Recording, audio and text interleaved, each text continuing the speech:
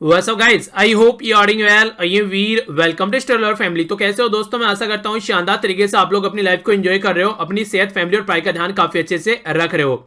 तो ये जो वीडियो है ये हर एक एग्जाम के लिए आप लोगों को फायदा पहुंचाने वाली है, चाहे आप लोग इंडिया के अंदर किसी भी एग्जाम की तैयारी क्यों ना कर रहे हो। यहाँ पर यूपीएससी या ईपीएफओ लिखा हुआ है, इसका मतलब ये नहीं कि बस इन्हीं एग्जाम में फायदा पहुंचाएगी।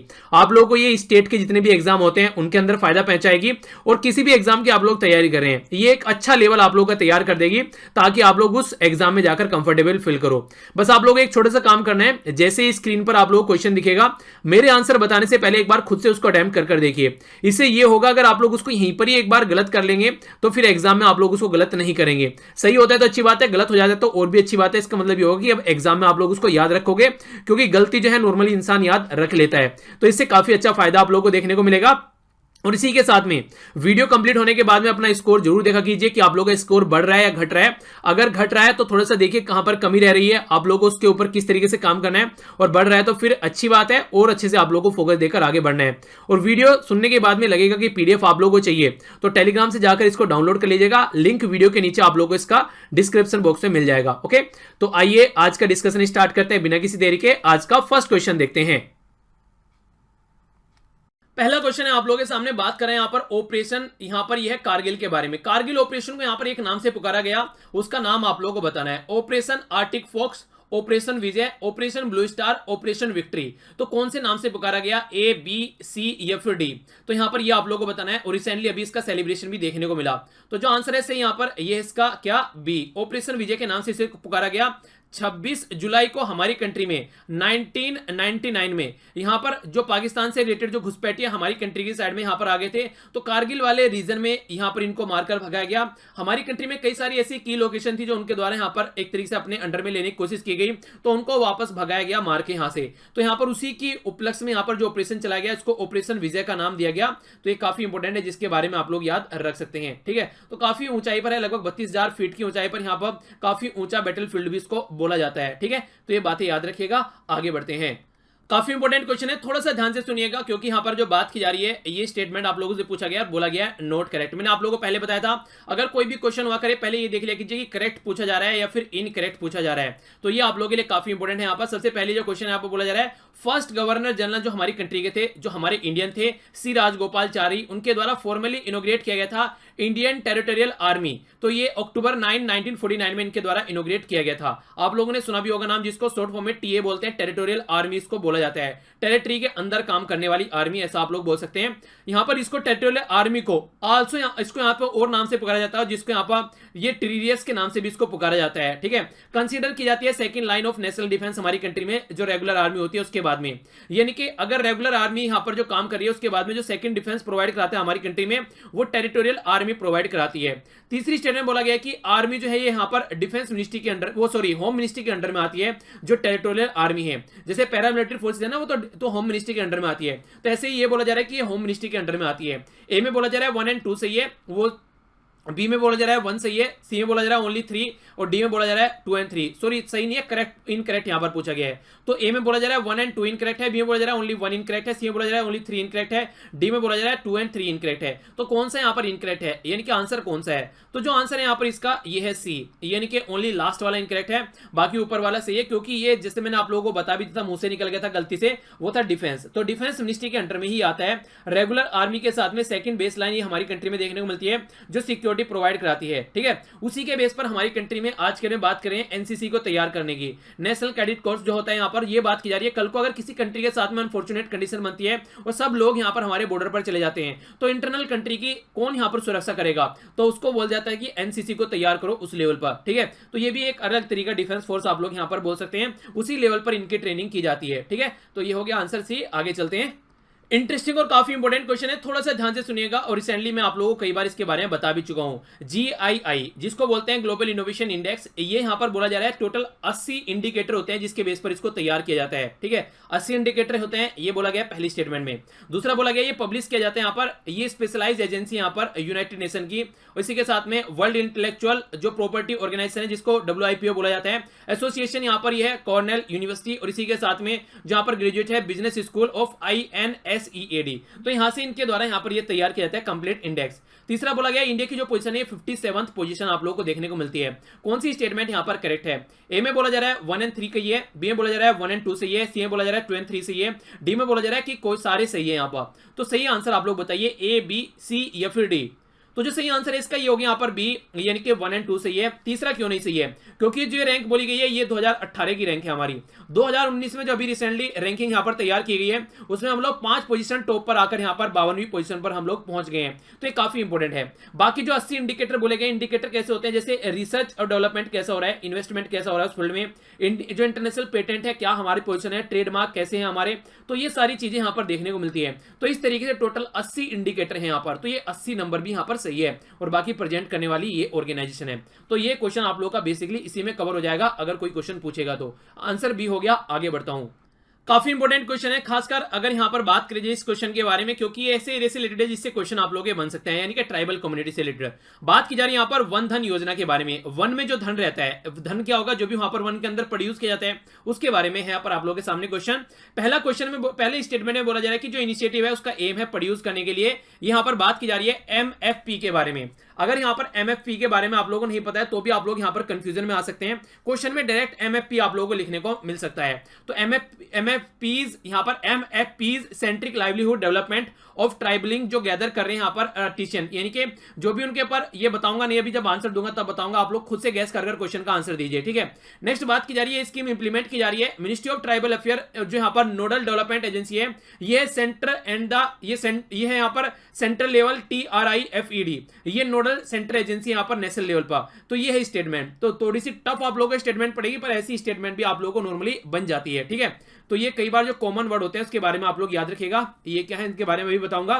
तो बोला जा रहा है ए में ओनली 1 सही है, बी में बोला जा रहा है ओनली 2 सही है, सी में बोला जा रहा है बहुत सही है 1 and 2, डी में बोला जा रहा है कोई सा भी सही नहीं है। तो आप लोगों के सही हिसाब से सही आंसर क्या है, 1, 2 या फिर 3 या ए, बी, सी या फिर डी। तो ये आप लोगों को बताना है। तो सही आंसर बताइए आप लोगों के हिसाब से यहां पर सही आंसर क्या है। आइए यहां पर आंसर देख लेते हैं। इसका आंसर जो है इसका आंसर यहां पर बी, वो सी, यानी कि दोनों स्टेटमेंट सही है। ये है यहां पर अगर MFP की बात करते हैं आप लोग, इसको बोलते हैं यहां पर माइनर फॉरेस्ट प्रोड्यूस। देखिए जो भी फॉरेस्ट के अंदर प्रोड्यूस किया जाता है ना, आप लोग देखते हैं जो भी फॉरेस्ट के अंदर प्रोड्यूस किया जाता है तो उसको किस तरीके से यहां पर बेची जाए, क्योंकि ट्राइबल कम्युनिटी उसी के ऊपर डिपेंडेंट रहती है। जो भी फल फ्रूट शहद वगैरह जो उससे निकाला जाता है तो उसको कैसे बढ़ाया जाए, बेसिक फोकस ये है। 20% से कैसे उसको 60% पर लेकर आना है, ये यहां पर बेसिक है। और इंप्लीमेंट करने वाले तो सीधी सीधी बात है कि ट्राइबल अफेयर मिनिस्ट्री होगी और इसका सेंटर जो है यहां पर नोडल सेंटर यहां पर ये आप लोगों को देखने को मिलेगा TRIFED, ये एज ए नोडल एजेंसी के तौर पर यहां पर यूज की जाती है, ठीक है। तो देखिए आप लोगों से अगर कोई भी क्वेश्चन बनता है ना नॉर्थ ईस्ट से एरिया से रिलेटेड, अगर कोई इस तरीके से आप लोगों से क्वेश्चन पूछे तो समझ जाइए यहां पर कि आप लोगों के काफी उसके बारे में इंपॉर्टेंट इंफॉर्मेशन होनी चाहिए। बच्चे के बारे में, चाइल्ड लेबर के बारे में, बच्चों से रिलेटेड या कोई क्वेश्चन आए, इसी के साथ में वुमेन से रिलेटेड अगर कोई क्वेश्चन आए, तो ये कुछ ऐसी चीजें हैं, या फिर ट्राइबल कम्युनिटी नॉर्थ ईस्ट वाले एरिया से रिलेटेड कोई क्वेश्चन आए तो ये कुछ ऐसी चीजें जिनके बारे में आप लोगों को पता होना चाहिए। तो इनके बारे में आप लोग जरूर आइडिया रखें, क्योंकि क्वेश्चन आप लोगों से डायरेक्ट पूछे जा सकते हैं, ठीक है। जो TRIFED है, यह है tribal cooperative marketing development federation of India, ठीक है। तो इसकी फुल फॉर्म भी आप लोग याद रख लीजिए, इंपॉर्टेंट है, थोड़ा सा आइडिया रख सकते हैं। आगे चलता हूं। नेक्स्ट क्वेश्चन यहां पर ये स्टडी के बारे में बात कर रहा है और टर्म यूज की जा रही है UKIERI मोबिलिटी प्रोग्राम के बारे में। तो इसके बारे में देख लेते हैं क्या क्या बातें हैं। बोला जा रहा है कौन सी स्टेटमेंट करेक्ट है, तो आप लोगों के सामने स्टेटमेंट है। पहली स्टेटमेंट बोला गया कि इंडिया और यूके के द्वारा ज्वाइन किए गए यहाँ पर हैंड UKIERI, यहाँ पर इसको बोलते हैं UK India education and research initiative. तो ये एक तरीका यहाँ पर प्रोग्राम है जो कि स्टडी इन इंडिया, हमारी कंट्री में आप लोगों को पता है कोई स्टडी करेगा उसके लिए यहाँ पर प्रोग्राम चलाए जा रहे हैं। ये अलाउ करेगा यूके के स्टूडेंट को विजिट करने के लिए इंडिया में हायर स्टडी के लिए, ठीक है। दूसरा बोला जा रहा है कि यहां पर एक तरीका ट्राइलेटरल पायलट प्रोग्राम है, यहां पर ये दूसरी स्टेटमेंट ये है। तो कौन सी स्टेटमेंट करेक्ट है, ओनली 1 सही है या ओनली 2 या फिर बोथ या फिर नन। तो ए, बी, सी या फिर डी, तो कौन सा आंसर यहां पर सही है ये बताइए आप लोग। तो जो सही आंसर है यहाँ पर ये ए, इसका सही आंसर है। यहाँ पर बेसिकली क्या किया जा रहा है, यहाँ पर अभी रिसेंटली यहाँ पर ये प्रोग्राम चलाया गया स्टडी इन इंडिया, हमारी कंट्री में कैसे बाहर का बच्चा हमारी कंट्री में आकर स्टडी कर सकता है। इसी के साथ में जो यूके की यूनिवर्सिटी है वो डायरेक्ट हमारी कंट्री में जो पेरेंट्स है अपने बच्चों को जो फॉरेन में पढ़ाना चाहते हैं उनसे कॉन्टैक्ट कर सकती है। और ये एक तरीका बायलेटरल इशू है, ट्राइलेटरल कोई ऐसा प्रोग्राम नहीं है यहाँ पर, यानी कि दोनों मिलकर यहाँ पर काम करेंगे तो बायलेटरल इशू के अंदर यहाँ पर ये आता है। और ट्रेडिशनल अप्रोच जो यहाँ पर ये बायलेटर, सॉरी ट्रेडिशनल नहीं बोला गया यहाँ पर, ये ट्राइलेटर है, ठीक है। कभी ट्रेडिशनल सोचे इसको, ये यहाँ पर ट्राइलेटरल और बायलेटरल मतलब होता है। ट्राइलेटरल का मतलब होता है कि 3 कंट्री मिलकर काम कर रहे हैं, 3 ग्रुप मिलकर काम कर रहे हैं। बायलेटरल का मतलब होता है 2, यानी कि 2 आपस में मिलकर काम कर रहे हैं। तो इस तरीके से कंफ्यूजन में आप लोगों को नहीं आना है, ठीक है। तो बायलेटरल या फिर ट्राइलेटरल आप लोगों को देखने को मिले तो ये आंसर इसका होगा यहाँ पर ए, ठीक है। आगे चलता हूं। नेक्स्ट क्वेश्चन आप लोगों के सामने यहां पर बात करा है कॉर्पोरेट बॉन्ड्स के बारे में। तो इसके बारे में कौन सी स्टेटमेंट करेक्ट है ये बताना है। पहला बोला गया कि कॉर्पोरेट बॉन्ड जो होते हैं यहां पर ये एक तरीके से डेट सिक्योरिटी होती है जो कि इश्यू की जाती है प्राइवेट कॉर्पोरेशन यानी कि प्राइवेट कंपनी के द्वारा। दूसरा बोला जाए कॉर्पोरेट बॉन्ड है ये इनके पास में कोई ओनरशिप इंटरेस्ट नहीं होता है जो कंपनी इशू करती है। अनलाइक जैसे कि परचेज अगर कंपनी को इक्विटी करते हैं तो वहां पर ओनरशिप का जो इशू होता है यहां पर ऐसा कोई इशू नहीं होता है, ठीक है। तो यहां पर कौन सी स्टेटमेंट करेक्ट है। ए में बोला जा रहा है 1 ओनली, बी में बोला जा रहा है 2 ओनली, सी में बोला जा रहा है 1 एंड 2, डी में बोला जा रहा है नन ऑफ द अबोव। तो कौन सी स्टेटमेंट करेक्ट है। तो सबसे पहले तो आप लोग यहां पर ये देखिए जो फर्स्ट स्टेटमेंट है यहां पर ये गलत है। क्यों? क्योंकि जो कॉर्पोरेट बॉन्ड होते हैं, बॉन्ड क्या होता है, बॉन्ड एक तरीका आप लोग बोल सकते हैं अगर मोटे मोटे तौर पर बताऊं तो आप मान लीजिए कहीं पर जैसे कि एक घर है कहीं पर, ठीक है ना, उस घर में आप लोगों को 2 रूम देखने को मिल रहे हैं, ठीक है। तो आप लोगों ने क्या किया, आप लोगों ने एक रूम जो है यहां पर ये पैसे देकर सामने वाले ने अपना एक रूम आप लोगों को दे दिया कि जब मैं आप लोगों को पैसे दूंगा तो ये रूम आप मेरा रिटर्न कर देना, ठीक है। एक तरीके से उधारी में चीजों को रख देना। तो इस तरीके से जो बॉन्ड होता है वो एक तरीके की उधारी होती है। आप लोगों को या तो आप लोगों ने इशू किया तो आप लोगों को पैसे देने पड़ेंगे या फिर अपनी कंपनी का शेयर देना पड़ेगा। तो इस तरीके से आप लोग इसको समझ सकते हैं। तो ये दोनों ही इशू कर सकते हैं, प्राइवेट भी और पब्लिक भी। तो यहां पर प्राइवेट कंपनी लिखा गया ओनली, ये गलत है। जहां पर ओनली शब्द आ जाए थोड़ा सोच लिया करो, रुक कर वहां पर। बाकी जो बोला जा रहा है यहां पर कॉर्पोरेट बॉन्ड में कोई भी ओनरशिप जैसा जो ओनरशिप इंटरेस्ट नहीं रहता यहां पर, यानी कि जब यहां पर अगर बात करते हैं परचेज करने के लिए कंपनी इक्विटी तो वहां पर ओनरशिप आप लोगों को देखने को मिलेगा। वो यहां पर ऐसा नहीं है कि यहां पर ओनर बन गए, ठीक है। तो वो कॉर्पोरेट बॉन्ड में नहीं है, एक तरीके से डेट सिक्योरिटी है, ये याद रखिए आप लोग, ठीक है। डेट होता है एक तरीके से उधारी जो पे करनी होती है आप लोगों को। तो आंसर क्या हो गया, आंसर इसका बी हो गया। आगे चलते हैं। इंपॉर्टेंट क्वेश्चन बात करें लीडर ऑफ अपोजिशन के बारे में, यानी कि जो विपक्ष का नेता होता है उसकी बात की जा रही है। कौन सी स्टेटमेंट करेक्ट है। 3 स्टेटमेंट है। पहला बोला गया लीडर ऑफ अपोजिशन जो रहता है उसके पास में 1/10 यहां पर सीट होनी चाहिए मिनिमम, जो कि इसको लीडर ऑफ अपोजिशन बना है, टोटल हाउस की जो स्ट्रेंथ होती है उसका। लीडर ऑफ अपोजिशन बहुत इंपॉर्टेंट रोल प्ले करता है जब न्यूट्रलिटी करने में, खासकर जब अपॉइंटमेंट की जाती है इंस्टीट्यूशन में अकाउंटेबिलिटी और ट्रांसपेरेंसी मेंटेन रखने के लिए।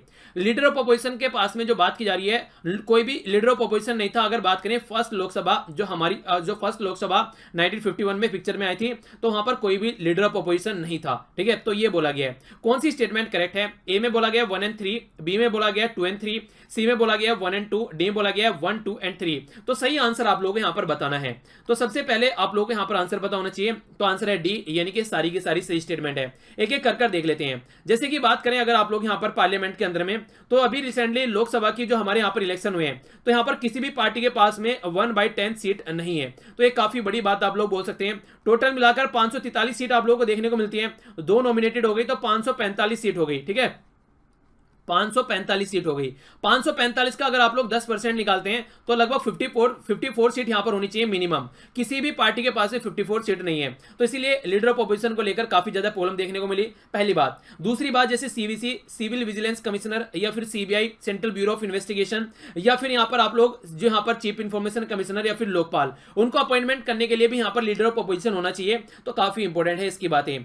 जो हमारी कंट्री में लीडर ऑफ अपोजिशन नहीं था 1969 तक, यानी कि 1951 में भी नहीं था, 1957 में भी नहीं था और 19 जो यहां पर अगर बात करें 1962 में भी नहीं था। जब तक यहां पर हमारी कंट्री में मैक्सिमम ये बोलो कि कांग्रेस के हाथ में पावर थी तो कोई भी यहां पर लीडर ऑफ अपोजिशन नहीं था। जब यहां पर जैसे यहां पर जवाहरलाल नेहरू जी की डेथ हुई उसके बाद में यहां पर फिर कांग्रेस की पावर छिनती स्टार्ट हो गई, तो तब से यहां पर चीजें चेंज हुई, ठीक है। तो ये काफी इंपॉर्टेंट चीजें हैं जिसके बारे में पता होना चाहिए। आंसर हो गया डी। आगे बढ़ते हैं। नेक्स्ट क्वेश्चन आप लोगों के सामने यहां पर बात करा है ब्लू फ्लेम रिवॉल्यूशन के बारे में। कई बार ये न्यूज में आप लोगों को देखने को मिलता है और खासकर हमारे प्राइम मिनिस्टर जी इसका नाम लेते हुए आप लोगों को नजर आते हैं। तो इसी के बारे में बात की जा रही है। तो इसके बारे में आप लोगों से क्वेश्चन पूछा गया कि इसका मतलब क्या है। ब्लू फ्लेम, फ्लेम का मतलब होता है लो, नीली लो क्रांति, ऐसे आप लोग इसको बोल सकते हैं। तो इसके बारे में क्या क्या बातें हैं यहाँ पर। पहला बोला जा रहा है कि डीप सी फिशिंग, यानी कि समुद्र में नीचे जाकर यहाँ पर फिशिंग करनी है, तो इसको बोला जाता है ब्लू फ्लेम रिवॉल्यूशन, ठीक है। दूसरी स्टेटमेंट जो बोली गई यहाँ पर इंडिया का एम्बिशियस जो एम्बिशन है यहाँ पर ये ब्लू वाटर इकोनॉमी को बढ़ाने की बात की जा रही है, तो उसके लिए इसको बोला गया है, ये वर्ड यूज किया गया यहाँ पर, ठीक है। तीसरी जो बात यहां पर बोली गई है ये बोला गया प्रोवाइड कराने के लिए क्लीन कुकिंग फ्यूल जो होता है उसकी बात की जा रही है। चौथा बोला जा रहा है कि डेवलप करने के लिए टाइडल एनर्जी प्लांट्स। तो तीसरी स्टेटमेंट यहां पर ये है। तो कौन सी यहां पर स्टेटमेंट सही है ये आप लोगों को बताना है, ए बी सी या फिर डी। तो क्या यहां पर आंसर होना चाहिए, तो आप लोग बताइए, सोचिए इसके बारे में, क्या आप लोग आंसर कर सकते हैं इसके बारे में। मैंने बोला प्राइम मिनिस्टर नरेंद्र मोदी जी इसको बड़ी फ्रीक्वेंटली यूज करते हैं, तो कुछ ना कुछ उनसे रिलेटेड होगा। जी हाँ, बिल्कुल उनसे रिलेटेड है। बात की जा रही है उज्ज्वला योजना के बारे में। उज्ज्वला योजना में गैस का सिलेंडर डिस्ट्रीब्यूशन किया जाता है, और जैसे आप लोग गैस को जलाते हैं तो उसमें से ब्लू लो निकलती है, तो उसी के बारे में बात की जा रही है।